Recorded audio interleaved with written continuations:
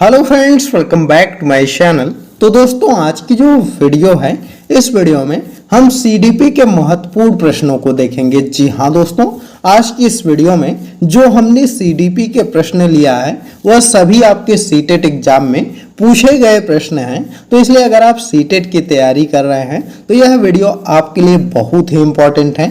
अगर आप इस वीडियो को लास्ट तक अच्छे से देख लेते हैं तो गारंटी है कि आपको ज़्यादातर प्रश्न जो है वह इस वीडियो में मिल जाएंगे। तो चलिए दोस्तों, वीडियो को स्टार्ट करते हैं। चैनल पर नए हैं तो चैनल को सब्सक्राइब कर लीजिएगा। तो दोस्तों, वीडियो को स्टार्ट करते हैं और पहला प्रश्न देखते हैं। तो पहला प्रश्न आपका है कि निम्नलिखित में से कौन सा बच्चों के संवेगात्मक विकास के लिए सर्वाधिक उपयुक्त है। तो बच्चों के संवेगात्मक विकास के लिए सबसे उपयुक्त चीज पूछा है। तो पहला दिया है कि कक्षा कक्ष का प्रजातांत्रिक परिवेश, कि अध्यापकों की कोई भी सहभागिता नहीं क्योंकि यह माता पिता का कार्य होता है, या कक्षा कक्ष का नियंत्रित परिवेश, कि जो है कि कक्षा कक्ष का अधिकारवादी परिवेश। तो देखिए, अगर हम इसमें बात करें तो इसका जो सही आंसर है वह ऑप्शन नंबर ए हो जाएगा, क्योंकि बच्चों के संज्ञानात्मक विकास के लिए जो है, संवेगात्मक विकास के लिए कक्षा कक्ष का प्रजातांत्रिक परिवेश होना बहुत ही जरूरी है। अच्छा, अगर कक्षा कक्ष में जो है वह प्रजातांत्रिक परिवेश है तो बच्चों में संवेगात्मक विकास में काफी मदद मिलेगा। तो इसलिए ए वाला ऑप्शन आपका सही हो जाएगा। अगला प्रश्न देखते हैं। अगला प्रश्न आपका है कि निम्नलिखित में से कौन सा एक उपयुक्त रचनात्मक आकलन का कार्य नहीं है। तो रचनात्मक आकलन का कौन सा कार्य नहीं, यह पूछा गया है। तो खुले अंत वाले प्रश्न। तो देखिए, अगर हम बच्चों से खुले अंत वाले प्रश्न पूछेंगे तो यह तो आपका रचनात्मक आकलन हो जाएगा, क्योंकि इसमें जो है कि बच्चे स्वतंत्र रहेंगे, अलग अलग तरीके से जो है कि आंसर देंगे, तो इससे उनको सीखने में जो है कि मदद भी मिलेगी। तो यह तो आपका आंसर नहीं होगा, क्योंकि यह रचनात्मक आकलन में आ जाएगा। अगला इसमें है परियोजना। अगर हम परियोजना बना करके जो है कि चीजों को कराएंगे तो इससे भी बच्चे काफी अच्छे से सीखेंगे, तो यह भी नहीं होगा। अगला है अवलोकन। बच्चे अगर जो है कि अवलोकन द्वारा सीखेंगे तो उससे भी जो है कि सीखने में उनको काफी ज्यादा मदद मिलती है। तो इसलिए सी वाला भी ऑप्शन आपका नहीं है, क्योंकि पूछा गया है कि उपयुक्त रचनात्मक आकलन कार्य नहीं है। तो इसमें दिया है अगला कि विद्यार्थियों का योग्यता क्रम निर्धारित करना। तो देखिए दोस्तों, हमको कभी भी जो है कि क्लास में ऐसा निर्धारण नहीं करना है कि योग्यता क्रम निर्धारित करके जो है कि आकलन वगैरह किया जाए। यह जो है कि आपका रचनात्मक आकलन कार्य नहीं होता है।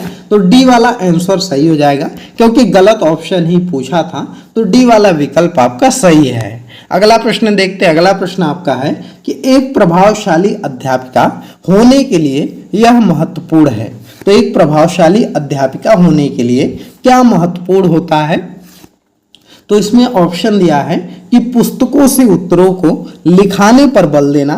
तो देखिए, यह तो बिल्कुल गलत दिया गया है कि अगर हम पुस्तक से उत्तरों को लिखाने पर बल दे रहे हैं तो यह प्रभावशाली अध्यापिका का काम नहीं है, तो यह गलत है। अगला है समूह गतिविधि के बजाय व्यक्तिगत अधिगम पर ध्यान देना। तो यह भी आपका प्रभावशाली अध्यापिका के अंतर्गत नहीं आएगा, क्योंकि अगर हम उसको व्यक्तिगत अधिगम पर ध्यान दे रहे हैं तो यह गलत है। अगला है विद्यार्थियों के द्वारा प्रश्न पूछने के कारण उत्पन्न व्यवधान की अनदेखी करना। तो यह भी आपका गलत है। कभी भी हमको जो है कि जो छात्र आपसे प्रश्न पूछते हैं उसके कारण जो व्यवधान उत्पन्न होता है उसको अनदेखी नहीं करना चाहिए। तो यह भी गलत है। अगला है प्रत्येक बच्चे के संपर्क में रहना। जी हाँ दोस्तों, बिल्कुल सही है। एक प्रभावशाली अध्यापिका होने में अगर आप प्रत्येक बच्चे से जो है कि संपर्क में हैं तो यह एक प्रभावशाली अध्यापिका की निशानी है। तो इसलिए डी वाला ऑप्शन आपका सही हो जाएगा, यही इसका आंसर होगा। अगला प्रश्न आपका है कि बच्चों के अधिगम को सुगम बनाने के लिए अध्यापकों को एक अच्छे कक्षाई परिवेश का सृजन करने की आवश्यकता होती है। इस प्रकार के अधिगम परिवेश का सृजन करने के लिए नीचे दिए गए कथनों में कौन सा कथन सही नहीं है। तो देखिए, अगर इस यहाँ पर पूछा गया है कि बच्चों के अधिगम को सुगम बनाने के लिए अध्यापकों को एक अच्छे कक्षाई परिवेश का सृजन करने की आवश्यकता होती है, तो कौन सा ऐसा नहीं है जो कि कक्षाई परिवेश को जो है कि बनाने में मदद नहीं करेगा। तो वह पूछा गया है। तो इसमें ऑप्शन ए आपका दिया गया है कि बच्चों के प्रयासों के स्वीकृत। तो देखिए अगर हम बच्चों के प्रयासों को स्वीकृत देंगे तो इससे जो है कि अधिगम को सुगम बनाने में मदद मिलेगी। तो यह तो ऑप्शन सही होगा, तो इसलिए यह ऑप्शन नहीं होगा क्योंकि यहाँ पर नहीं पूछा गया है, तो यह ऑप्शन नहीं होगा आपका। अगला है अध्यापकों के अनुसार कार्य। जी नहीं, बिल्कुल गलत है दोस्तों। हमको अध्यापक के अनुसार कार्य नहीं करना है। जो भी हमको रणनीति वगैरह बनानी है, जो भी कक्षाई परिवेश बनाना है, वह विद्यार्थी के अनुरूप ही रखना है। तो इसमें यही वाला ऑप्शन आपका गलत है और गलत ही पूछा गया था कि कौन सा कथन सही नहीं है, तो बी वाला आपका सही नहीं है। बच्चे को आपको स्वीकार करना है, अध्यापक का सकारात्मक रुख भी रखना है, तो इसलिए यह तीनों ऑप्शन सही हैं। तो इसलिए बी वाला इसका आंसर हो जाएगा। अगला प्रश्न आपका है कि लड़कों एवं लड़कियों के विषय में कुछ कथन नीचे दिए गए हैं, आपके अनुसार इनमें से कौन सा सही है? तो आपके अनुसार कौन सा सही है यह आपको बताना है। तो पहला ऑप्शन है कि लड़कों को घरों के बाहर के कामों में सहायता करनी चाहिए, तो यह ऑप्शन है। अगला है लड़कों को घर के कामों में सहायता करनी चाहिए, या सभी लड़कों को विज्ञान तथा लड़कियों को गृह विज्ञान पढ़ाया जाना चाहिए, या लड़कियों को घर के कामों में सहायता करनी चाहिए। तो देखिए दोस्तों, यहाँ पर अगर हम सही आंसर की बात करें तो यहाँ पर जो सही आंसर है वह आपका बी हो जाएगा। जी हाँ दोस्तों, क्योंकि इसमें पूछा गया है कि आपके अनुसार क्या सही है लड़के और लड़कियों के विषय में, तो लड़कों को घर के कामों में सहायता करनी चाहिए, यह आपका पॉजिटिव सेंस दे रहा है, तो इसलिए यह सही है। बाकी लड़कों को केवल घर के बाहर का काम करना है, या तो निगेटिव ही है या गलत है। अगला है सभी लड़कों को विज्ञान तथा लड़कियों को गृह विज्ञान, तो ऐसा भी नहीं करना है, या लड़कियों को घर के कामों में सहायता करनी चाहिए, तो यह भी गलत है। तो इसलिए बी वाला विकल्प आपका सही है, यही आंसर आपका हो जाएगा। दोस्तों यह वीडियो आपको पसंद आ रही है तो वीडियो को लाइक करिए, ज़्यादा से ज़्यादा शेयर करिए, और चैनल पर नए हैं तो चैनल को जरूर सब्सक्राइब कर लीजिए। अगला प्रश्न आपका है कि एक बच्चे की कॉपी लिखने में विपरीत छवियां, दर्प छवि आदि जैसी गलतियां मिलती हैं, तो इस प्रकार का बच्चा लक्षण प्रदर्शित कर रहा है। तो अगर कोई बच्चा जो है कि कॉपी में लिखने में विपरीत छवि बना रहा है, दर्प छवि बना रहा है, तो ऐसी जो गलतियां हैं वह जो है कि बच्चा लक्षण क्या प्रदर्शित कर रहा है? ये ऑप्शन है अधिगम में असुविधा के कारण, कि अधिगम में कठिनाई के कारण, या अधिगम में अस्वस्थता के कारण, कि अधिगम में समस्या के कारण। तो देखिए अगर हम बात करें तो यहाँ पर जो आपका बच्चा प्रदर्शित कर रहा है वह है अधिगम में असक्तता के कारण। जी हाँ दोस्तों, यह वाला ऑप्शन आपका सही हो जाएगा। अधिगम में असक्तता के कारण जो है कि बच्चा ऐसा जो है कि दर्प छवि या विपरीत छवि प्रदर्शित कर रहा है, जैसी गलतियां कर रहा है, तो इसलिए बी वाला विकल्प आपका सही है। अगला प्रश्न आपका है कि शिक्षार्थियों के ज्ञान अर्जन में सहायता करने के क्रम में अध्यापक को किस प्रकार ध्यान केंद्रित करना चाहिए? जी हाँ दोस्तों, पूछा गया है कि शिक्षार्थियों को ज्ञान अर्जन में सहायता करने के लिए जो अध्यापक होते हैं उनको किस प्रकार से ध्यान केंद्रित करना चाहिए। तो ए वाला ऑप्शन आपका दिया गया है कि सुनिश्चित करना चाहिए कि विद्यार्थी सब कुछ याद करते हैं। तो देखिए याद तो आपका निगेटिव वर्ड आ गया, और निगेटिव और पॉजिटिव वर्ड हमने एक वीडियो बनाया है, तो वहां से आप देख लीजिएगा। तो निगेटिव वर्ड आ गया तो यह तो आपका गलत ही हो जाएगा, तो इसलिए यह ऑप्शन नहीं होगा। अगला है कि शिक्षार्थियों के द्वारा दिए गए अंकों ग्रेडों पर, तो यह भी आपका निगेटिव सेंस दे रहा है, तो यह भी आपका गलत हो जाएगा। अगला है शिक्षार्थियों को सक्रिय सहभागिता के लिए शामिल करना। तो देखिए सक्रिय सहभागिता, तो यह आपका पॉजिटिव वर्ड है, तो इसलिए सी वाला विकल्प आपका सही हो जाएगा। और इसमें यही पूछा गया है कि शिक्षार्थियों को ज्ञान अर्जन में सहायता करने के क्रम में अध्यापकों को किस प्रकार ध्यान केंद्रित करना चाहिए। तो शिक्षार्थी को सक्रिय सहभागिता के लिए शामिल करना चाहिए, जिससे कि उनको जो है ज्ञान अर्जन करने में सहायता मिलेगी। दोस्तों इस प्रश्न को देखिए हमने पॉजिटिव और निगेटिव वर्ड से ही कर दिया। तो पॉजिटिव और निगेटिव वर्ड कौन कौन से होते हैं इस पर हमने ऑलरेडी वीडियो बनाया है, आप हमारे चैनल पर जाकर के देख सकते हैं, और इस वीडियो के डिस्क्रिप्शन में भी आपको लिंक मिल जाएगा, वहां से जाकर के आप पॉजिटिव और निगेटिव वर्ड देख लीजिए। अगर आप दोस्तों सीडीपी हो गया, या जो है कि आपका कोई भी शिक्षण शास्त्र हो गया, चाहे मैथ्स का हो गया, या आपका जो है कि चाहे ईवीएस का हो गया, या हिंदी का हो गया, तो कोई भी हो गया उसके सभी प्रश्नों को जो है कि उसमें आप मानिए कि अगर 10 प्रश्न आ रहा है तो 10 में तो 7 प्रश्न आप पॉजिटिव और निगेटिव वर्ड से कर सकते हैं। तो कैसे हम पहचानते हैं पॉजिटिव और निगेटिव वर्ड और कैसे हमको छांटना है, इस पर हमने ऑलरेडी वीडियो बनाया है, तो आपको डिस्क्रिप्शन में लिंक मिल जाएगी, वहां से देख लीजिए। नहीं तो आप हमारे चैनल पर जाकर के वीडियोज वाले ऑप्शन में वहां से आप उसको देख सकते हैं, तो उसको आप जरूर देख लीजिएगा। अगर आप उसको देख लेंगे तो गारंटी है कि आप जो है शिक्षण शास्त्र में तो पास ही हो जाएंगे। अगला प्रश्न है कि अध्यापक के दृष्टिकोण से प्रतिभाशीलता किसका संयोजन है। जी हाँ दोस्तों, पूछा गया है कि अध्यापक की दृष्टि से जो है कि प्रतिभाशीलता जो है यह किसका संयोजन होता है। तो इसमें ए वाला ऑप्शन आपका दिया गया है कि उच्च योग्यता, उच्च सृजनात्मकता और उच्च वचनबद्धता। तो ऐसा नहीं है दोस्तों कि जो है कि प्रतिभाशील सिर्फ वही होगा जो उच्च योग्यता रखता हो या उच्च सृजनात्मकता हो या उच्च वचनबद्धता हो, तो यह ऑप्शन गलत है। अगला इसमें दिया गया है कि उच्च प्रेरणा, उच्च वचनबद्धता और उच्च क्षमता, तो ऐसा भी नहीं है। अगला है उच्च योग्यता, उच्च क्षमता और उच्च वचनबद्धता, तो यह भी नहीं दोस्तों है सृजन जो है प्रतिभाशीलता का गुण।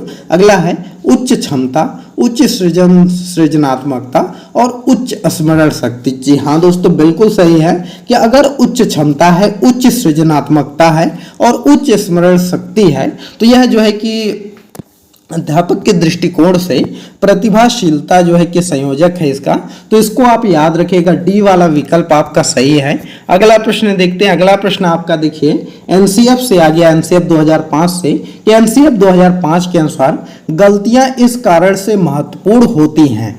तो गलतियां किस कारण से महत्वपूर्ण होती हैं यह आपसे पूछा गया है। तो इसमें ऑप्शन दिया गया है कि यह विद्यार्थियों को उत्तीर्ण एवं अनुत्तीर्ण समूहों में वर्गीकृत करने के लिए एक महत्वपूर्ण उपकरण है। तो बिल्कुल गलत दिया गया है दोस्तों कि एनसीएफ ऑफ 2005 ऐसा नहीं कहता है कि गलतियां जो है कि इस कारण से महत्वपूर्ण होती हैं क्योंकि वह उत्तीर्ण और अनुत्तीर्ण समूह में वर्गीकृत किया जा सके, तो ऐसा नहीं है। अगला है यह अध्यापकों को बच्चों को डांटने के लिए एक तरीका उपलब्ध कराती हैं, तो बिल्कुल गलत है। यह जो है कि हमको तरीका उपलब्ध नहीं कराती हैं, तो ऐसा उद्देश्य नहीं है। अगला है ये बच्चों की विचार की अंतर्दृष्टि उपलब्ध कराती हैं तथा समाधानों को पहचानने में सहायता करती हैं, तो बिल्कुल सही है दोस्तों।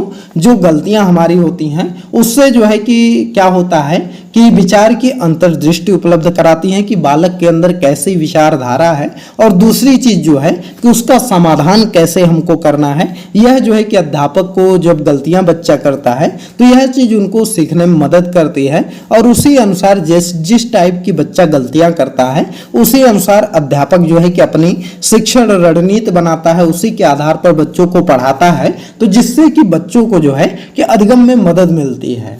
इसमें अगला भी दिया गया है कि बच्चों को हटाने के लिए आधार, तो यह भी गलत है।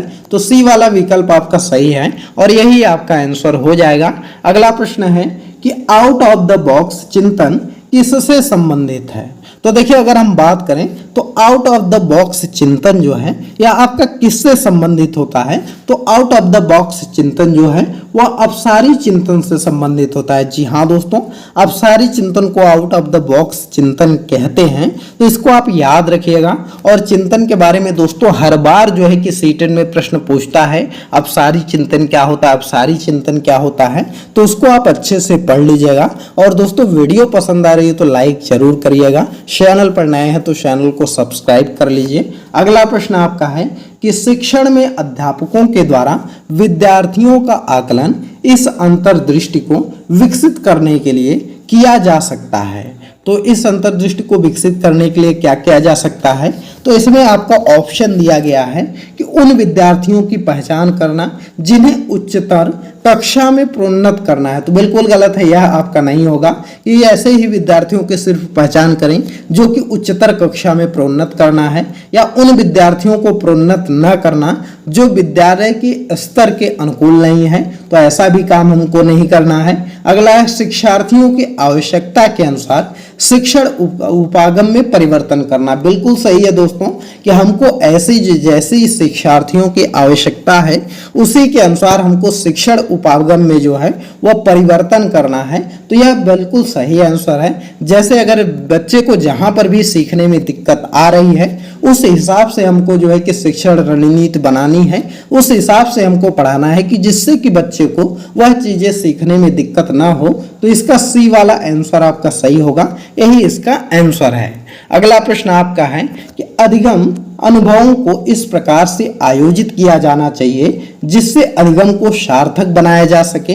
नीचे दिए गए अधिगम अनुभवों में से कौन सा बच्चों के लिए सार्थक अधिगम को सुगम नहीं बनाता है। तो पूछा गया है कि कौन सा ऐसा है जो कि सार्थक अधिगम को सुगम नहीं बना रहा है।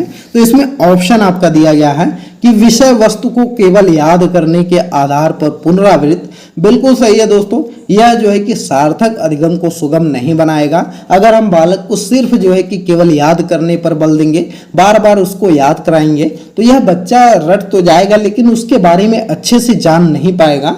तो इसलिए यह वाला ऑप्शन गलत है और यही पूछा गया है कि अधिगम को सुगम कौन सा नहीं बनाएगा।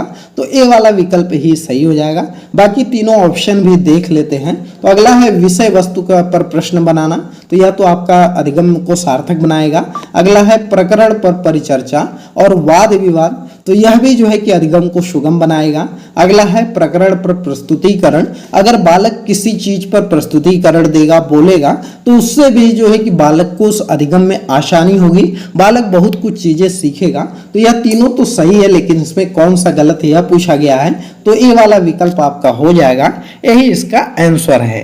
अगला प्रश्न है कि बच्चों को शाब्दिक या गैर शाब्दिक दंड देने का परिणाम होता है। तो बच्चों को अगर शाब्दिक और जो है कि गैर शाब्दिक दंड दें तो उसका क्या परिणाम होता है।